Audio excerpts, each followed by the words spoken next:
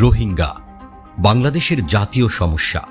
দশক দশক ধরে রোহিঙ্গা সমস্যায় ভুগছে বাংলাদেশ।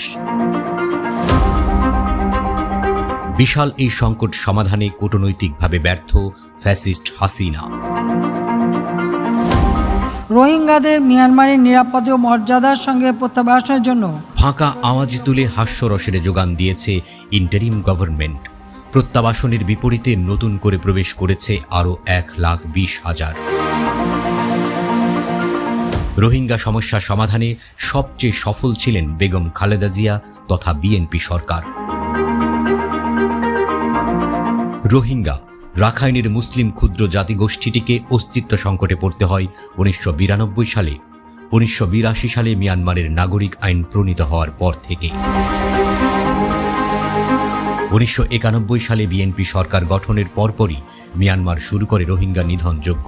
অসহায় 2,70,000 রোহিঙ্গা শরণার্থীকে আশ্রয় দেন দেশের প্রথম মহিলা প্রধানমন্ত্রী বেগম খালেদা জিয়া।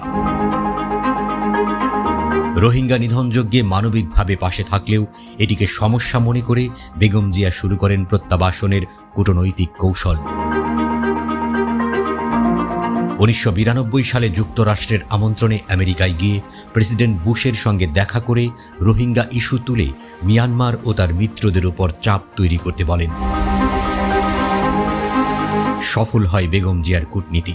1993 সালের 5 নভেম্বর জাতিসংঘের শরণার্থী বিষয়ক হাই কমিশনের সঙ্গে চুক্তি হয় মিয়ানমার সরকারের।